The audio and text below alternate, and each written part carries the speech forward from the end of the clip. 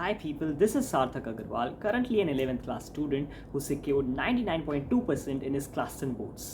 अब यार देखो मैंने परसों ही एक वीडियो डाली थी 10th बोर्ड से रिलेटेड एंड उसमें कमेंट सेक्शन में आपने सबसे इंपॉर्टेंट इशू जो रेज़ करा that is about how to study science. तो इस वीडियो में मैं आपको पूरा स्टेप बाय स्टेप प्रोसेस बताने वाला हूँ about how to study science like a topper. So let's begin. अब यार देखो साइंस पढ़ने के लिए पहला चीज़ जो आपको करना है that is eliminate your fear. देखो एक चीज़ मेरी मान लो, 10th की साइंस बहुत इजी है. मतलब अगर आप कंपेयर करोगे ना तो 9th की science and specially physics tougher थी एज़ कम्पेयर टू 10th की साइंस. एंड इस बात से आपके ऑलमोस्ट हर टीचर, हर एक अच्छा साइंस का टीचर इससे एग्री करेगा कि 9th की ज़्यादा टफ थी, 10th की ईजी थी. तो इसको अपना माइंडसेट में डाल लो कि 10th की साइंस जो आप पढ़ रहे हो वो बहुत ईजी है. अगर आप इसको ईजी वे में एंड फन वे में कंसिडर करोगे तो आपकी साइंस अच्छी ही प्रिपेयर होगी. तो पहला स्टेप इज़ एलिमिनेट फियर.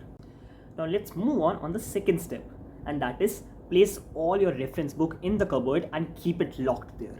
मतलब सिंपल है. देखो आपको अच्छा हाँ यहाँ पे एक चीज़ समझ लो. रेफरेंस बुक से मैं यहाँ पे कह रहा हूँ उन बुक्स की बात कर रहा हूँ जो बेसिकली जिसमें चैप्टर्स गिवन होते हैं जस्ट लाइक एनसीईआरटी एंड उसमें थ्योरी गिवन होती है एंड उसके बाद पीछे क्वेश्चंस होते हैं.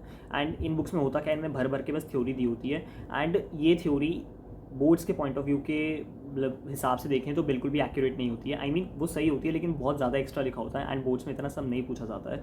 तो अपना टाइम मत वेस्ट करो. इतने बड़े बड़े लेंदी चैप्टर्स पढ़ने की कोई ज़रूरत नहीं है. इतना कुछ नहीं आता, उसमें बहुत एक्स्ट्रा लिखा होता है एंड हमें ये सब करने की ज़रूरत नहीं है. हमें अपना टाइम थोड़ा वेस्ट करना है यार, हमें स्मार्ट स्टडी करनी है.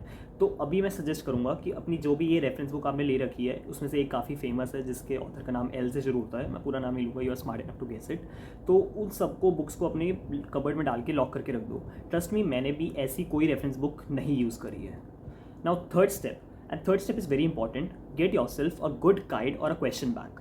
अब देख लो, मैंने रेफरेंस बुक से तो मना कर दिया कि रेफरेंस बुक नहीं यूज़ करनी है कोई भी, लेकिन गाइड या क्वेश्चन बैंक बहुत ही ज़रूरी है. आप कोई भी गाइड ले सकते हो, like all in one is good, question bank of Educart is good, या फिर ओसवाल की गाइड जो आती है Oswal books, that is also very good. अब ये तीन मैं इसलिए बोल रहा हूँ इन तीनों का नाम क्योंकि ये तीनों मैं कहीं ना कहीं यूज़ कर चुका हूँ. मतलब ऑल इन वन मुझे पुरानी मिल गई थी, पुराने एडिशन अपने भैया से, मतलब किसी भैया से. एंड जो एजुकार्ट का क्वेश्चन बैंक है वो मैंने खुद परचेज़ करा था and I really loved it. And उसके अलावा मैंने ओसवाल का क्वेश्चन बैंक भी पढ़ रखा है, मतलब मैंने अपने फ्रेंड से पढ़ रखा है, तो it is also very nice. तो इन तीनों में से कोई भी आप एक क्वेश्चन बैंक ले लो एंड उसको डेडिकेटेडली फॉलो करना है, मतलब उस पर स्टिक रहना है. उसके अलावा और कोई बुक नहीं लेनी है. बस हाँ एनसीईआरटी तो है ही है, बाकी उसके अलावा कोई रेफरेंस बुक नहीं और ज़्यादा क्वेश्चन बैंक्स भी नहीं करना है. बस एक लेना है, कोई भी इनमें से आप चूज़ कर सकते हो. हाँ, तो अ fourth step is find a good explainer and just follow him passionately. कहने का मतलब है अगर आपके स्कूल के टीचर अच्छा पढ़ाते हैं तो बस उनको पैशनेटली फॉलो करो. अगर ट्यूशन के अच्छा पढ़ाते हैं तो उनको पैशनेटली फॉलो करो. या फिर अगर आप यूट्यूब पे कोई टीचर को जानते हो जो बहुत ही अच्छा पढ़ाता है तो उनको पैशनेटली फॉलो करो. मतलब ट्रस्ट मी, ये बात मैं अब तो ज़्यादा मानता हूँ क्योंकि बीइंग अ जेई एस्पिरेंट तो मैं रिलेट कर सकता हूँ इस बात से कि टीचर्स कितना अच्छा हमें सब कुछ बताते हैं. लाइक वो बिकॉज होगा क्या, आप मुझसे तो टिप्स वगैरह ले रहे हो, लाइक हम क्या होता है सीनियर्स से हम ज़्यादातर टिप्स लेते हैं. तो सीनियर्स से सिर्फ हम टिप्स ही तो ले सकते हैं या फिर कोई ना कोई अगर एक टॉपिक हो तो उनसे हम वो टॉपिक समझ सकते हैं. बट एक सिस्टमैटिक वे में जो पढ़ाने का काम है वो तो टीचर का ही है ना. तो टीचर ही आपको अच्छे से पढ़ा भी सकता है एंड इसी के साथ टीचर्स ही आपको बेस्ट टिप्स भी दे सकता है. तो कोई भी एक टीचर को पैशनेटली फॉलो करो. मतलब जो वो कह रहा है उनको बिल्कुल सच मानो, जो वो पढ़ने को कह रहे हैं वो पढ़ो, जो वो क्वेश्चंस दे रहे हैं वो क्वेश्चंस अटेम्प्ट करो.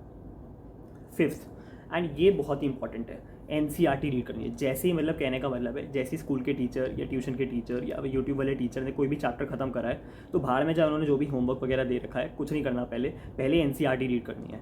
एक बार अगर आपने एनसीईआरटी रीड कर ली फिर क्वेश्चन लगाने का काम है, फिर उनका होमवर्क करो, एनसीईआरटी लगाओ.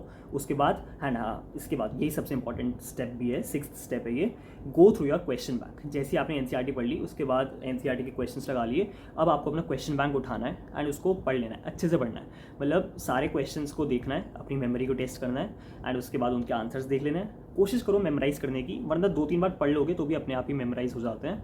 बस क्वेश्चन बैंक अच्छे से करना है, मतलब सारे क्वेश्चंस आपको 2-3 बार तो मतलब कर ही लेना है क्वेश्चन बैंक जैसे जैसे टाइम मिले. क्योंकि एक चीज़ आप मान लो, जो स्टेप आपको बोर्ड्स में मार्क्स देने वाला है साइंस में वो यही 2 स्टेप्स हैं, fifth and sixth. Read NCERT and second is solve your question bank. यही 2 स्टेप्स हैं, जितना आप अच्छा करोगे, जितना रिपीट कर लोगे इन स्टेप्स को, उतना ही आपके लिए बेनिफिशियल रहेगा, क्योंकि एट द एंड आप जितने क्वेश्चंस पढ़ोगे उतना अच्छे से आप सेंटेंसेस फ्रेम करना जान लोगे। आप जितने आंसर्स पढ़ोगे आपको पता चल जाएगा कि हाँ किस क्वेश्चन का आंसर कैसे देना है। That's very simple. एंड इसलिए मैं कह रहा हूँ कि इन दोनों स्टेप्स को बस स्टिक रहो, इन दोनों पे। एक बार आपने चैप्टर अच्छे से समझ लिया ना, एंड देखो एक चीज़ मैं आपको बताता हूँ, 10th की साइंस मैंने पहले भी बताया काफ़ी इजी है। एंड दूसरी चीज़, मोटिवेशन लेने के लिए भी तो इतनी चीज़ें हैं। मतलब बायोलॉजी में चैप्टर 3 जो है बायो का, वो मोटिवेशन देने के लिए आपको बहुत है। इसी के साथ फिजिक्स देखें तो यार फिजिक्स तो इतनी प्यारी है। मतलब एक तो पहली बात 3 ही मोटा मोटी चैप्टर्स हैं जो आपको प्रिपेयर करने हैं, लाइट, इलेक्ट्रिसिटी एंड मैग्नेटिज्म, तो उसमें कोई बड़ी बात है नहीं। एंड दूसरी चीज़ वो इंटरेस्टिंग होते हैं, अगर आपको टीचर अच्छा मिल गया तो वो चैप्टर्स बहुत इंटरेस्टिंग है। एंड केमिस्ट्री भी, अगर आप साइंस में लैब वगैरह जाते हो अपनी स्कूल की एंड मज़े लेके एक्सपेरिमेंट्स वगैरह करते हो, तो वो भी इंटरेस्टिंग लगने लगेगी। हाँ, उससे कुछ ज़्यादा फ़ायदा नहीं होगा, मतलब लैब में एक्सपेरिमेंट्स करके कुछ ज़्यादा फ़ायदा नहीं होता है, आप केमिस्ट्री रटनी पड़ती है, बट फिर भी अगर आप उसको एज अ फन ट्रीट करोगे तो अच्छा ही रहेगा।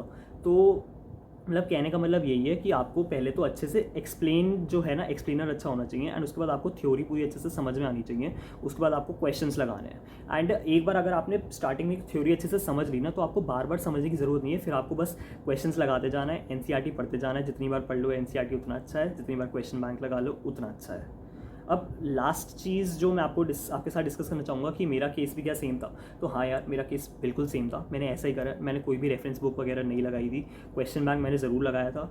एंड मैंने उसी को हाँ, बस एक चीज़ ज़रूर मैं कहूँगा कि मैंने 4 स्टेप इतना ज़्यादा नहीं करा था। लाइक कोई एक पर्टिकुलर टीचर को मैंने पैशनेटली फॉलो नहीं कर रहा था, लेकिन ये चीज़ मैं मानता हूँ कहीं ना कहीं थोड़ा सा गलत था। एंड मैंने बताया भी कि as I JEE aspirant now, तो मैं काफ़ी हद तक ये चीज़ रियलाइज़ करता हूँ कि बहुत बेनिफिशियल होता है टीचर को अच्छे से पैशनेटली फॉलो करना। तो बस इतना सा ही मेरे केस में डिफरेंस था, otherwise all is same. And मैं आपको बिल्कुल सच बता रहा हूँ जो मैंने करा था। अब कमेंट सेक्शन में ही आपने एक चीज़ पूछी थी फिज़िक्स के बारे में कि हमें फ़िज़िक्स कैसे करनी चाहिए। तो फिज़िक्स में आई नो कि न्यूमेरिकल्स में कहीं ना कहीं हम अटक जाते हैं। न्यूमेरिकल्स में मतलब हर किसी को प्रॉब्लम आती ही है। अगर जैसे अगर मैं आपको बताऊं तो आपको न्यूमेरिकल्स स्पेशली इलेक्ट्रिसिटी वाले चैप्टर के न्यूमेरिकल्स काफ़ी अच्छे हैं, तो उसमें कहीं ना कहीं आप फंसोगे। तो उसको भी अवॉइड करने का एक ही तरीका है, पहले तो जो आप टीचर को पैशनेटली फॉलो कर रहे हो, उनकी थ्योरी, उनकी जो भी एक्सप्लेनेशन है, उनको अच्छे से समझो, उसको सुनो और समझो। उसके बाद वही क्वेश्चंस आपको प्रैक्टिस कराएंगे, तो उन क्वेश्चंस को अच्छे से ध्यान से करो। एंड उसके बाद आपकी खुद की प्रैक्टिस ही है जो आपको इन सब चीज़ों से निकाल देगी। क्योंकि एक बहुत ही स्पेशल टिप नहीं होती है कि आपको अब मैं ये नहीं बता सकता हूँ कि कोई भी क्वेश्चन को देख के क्या लगाना है। ये सब अप्रोचेस वगैरह ये आपको या तो आपका टीचर ही बताएगा या फिर आपको खुद थोड़ा सा समझना पड़ेगा। एंड ये सिर्फ प्रैक्टिस से आता है। अगर आप, और ज़्यादा प्रैक्टिस भी नहीं ज़रूरी होती है, बिकॉज लाइक 10th में इतने ज़्यादा न्यूमेरिकल्स आते भी नहीं है, लिमिटेड क्वेश्चंस आते हैं। तो अगर आप बस डिसेंटली प्रैक्टिस कर लोगे ना ये सब चीज़ें, तो आपके फंडामेंटल्स क्लियर हो जाएंगे और आप कैलकुलेशंस वगैरह कर लोगे। बहुत इजी होते हैं ये जितने भी न्यूमेरिकल क्वेश्चंस होते हैं, मतलब ज़्यादा डिफिकल्ट नहीं आते बोर्ड्स में, ट्रस्ट मी। मैंने तो बहुत हार्ड न्यूमेरिकल्स भी प्रैक्टिस कर रहे थे, लेकिन ऐसा कुछ भी नहीं आए थे। जो मेरे न्यूमेरिकल्स आए थे वो काफ़ी ईजी थे। तो ज़्यादा टेंशन मत लो, हो जाएगा। बस थोड़ा सा बस वही है ना कि अपने टीचर की बात अच्छे से सुनो, वो जो क्वेश्चंस करा रहे हैं वो अच्छे से करो, एंड उसके बाद अपनी प्रैक्टिस, अपना क्वेश्चन बैंक लगाने वाली चीज़, वो सब बहुत अच्छे से करो। अब लास्ट चीज़ जो मैं आपको एक बोनस टिप देना चाहता हूँ, that is about solving NCERT exemplar. तो यार देखो, एनसीईआरटी एग्जाम्पलर बहुत ज़रूरी होता है, लेकिन एक चीज़ मैं आपको बताता हूँ कि अब मैं गिनाने को तो आपको बहुत सारी चीज़ें गिना सकता हूँ कि आपको ये भी करना है, ये भी करना है, ये भी करना है, आपको सब कुछ प्री बोर्ड 1 से पहले पहले करके रखना है। लेकिन ऑनेस्ट फिगर तो यही है ना कि यार सब कुछ नहीं हो सकता है, मतलब हम सब कुछ नहीं कर सकते हैं। ये मैं भी जानता हूँ, आप भी जानते हो बात को। कुछ बच्चे होते हैं जो सब कुछ पहले से ही कर लेते हैं, लेकिन ट्रस्ट मी यार, मैंने भी नहीं करा ऐसा। तो इसके लिए मैं bonus tip as a bonus tip मैं यही कहना चाहूँगा कि एनसीईआरटी एग्जाम्पल सॉल्व ज़रूर करो, लेकिन जब आपका फाइनल बोर्ड्स का पेपर होता है ना, तब आपके पास अच्छा खासा सफिशिएंट टाइम होता है, साइंस वगैरह मतलब हर सब्जेक्ट में ही होता है सफिशिएंट टाइम। तो उस टाइम पे एक दिन कोई ऐसा उठा लो जिसमें आप सिर्फ सुबह से बैठ के बस एनसीईआरटी एग्जाम्पल कर रहे हो और सारे चैप्टर्स का एनसीईआरटी एग्जाम्पल उस दिन लगा देना। Everything will be sorted. And NCERT example काफ़ी इंपॉर्टेंट होता है, क्योंकि कई बार क्वेश्चंस डायरेक्टली उठ के उसमें से आते हैं, तो उसको लगाना ज़रूर। बट मेन चीज़ इस क्वेश्चन बैंक आपको 2 से 3 बार करना चाहिए। एंड उसके मतलब इतना हो जाना चाहिए कि हाँ, आपको क्वेश्चन देखते ही पता चल जाए कि इसका आंसर हाँ ये था। इतनी बार आपको क्वेश्चन बैंक को प्रैक्टिस करना है। एंड एनसीईआरटी रीड करना इज़ वेरी इंपॉर्टेंट, क्योंकि अगर आप बस ये समझ लो एनसीईआरटी क्यों रीड करनी है। अगर मान लो अगर आपका पहले से ही आपने माइंडसेट बना रखा है कि नहीं यार मुझे तो बस 90 अबव आ जाए साइंस में या 95 अबव आ जाए, तो एनसीईआरटी बार बार रीड करने से आपको कुछ खास फ़ायदा नहीं होगा। एनसीईआरटी रीड तब करनी है जब आपको एक मार्क्स के लिए वो लड़ना है कि साइंस में मेरा 1 मार्क्स भी कहीं से चला ना जाए। क्योंकि होता क्या है कि जो एनसीईआरटी की कभी कभार एक लाइन से या कोई भी अच्छा सा क्वेश्चन बन जाता है, तो वो कहीं ना कहीं एक आध एमसीक्यू ही होता है। तो अगर आप चाहते चाहते हो कि नहीं मुझे इतना ज़्यादा टाइम नहीं देना, तो आप एनसीईआरटी बस 2 बार भी पढ़ लो तो that is more than enough. But हाँ, अगर आप चाहते हो कि आपका एक भी मार्क्स ना कटे तो कम से कम 3-4 बार एनसीईआरटी पढ़ लेना। So that is all. यही मैं कहना चाहता हूँ कि आप साइंस ऐसे प्रिपेयर करो। एंड इसके अलावा भी आपको अगर इसमें कुछ जानना है कि आप कोई पर्टिकुलर बुक के बारे में और अच्छे से जानना है, या फिर आपको कुछ और टिप्स लेनी है, या फिर आपको अगर कोई कंसेप्ट भी नहीं समझ में आ रहा है ना आप वो समझना चाहते हो, तो आप मुझे बता सकते हो, मैं उस पर भी एक डेडिकेटेड वीडियो बना दूंगा। इसी के साथ मैं और सब्जेक्ट्स पे भी लाने वाला हूँ dedicated video. Next I will try कि मैं एसएसटी पे बनाऊँ। एंड उसके अलावा भी आपके जो भी डाउट्स होते हैं आप वो मुझे बता देना। एंड बस इस वीडियो को लाइक कर दो, चैनल को सब्सक्राइब कर दो, और बहुत सारे टिप्स एंड गाइड्स आती रहेंगी आपके लिए। Bye bye.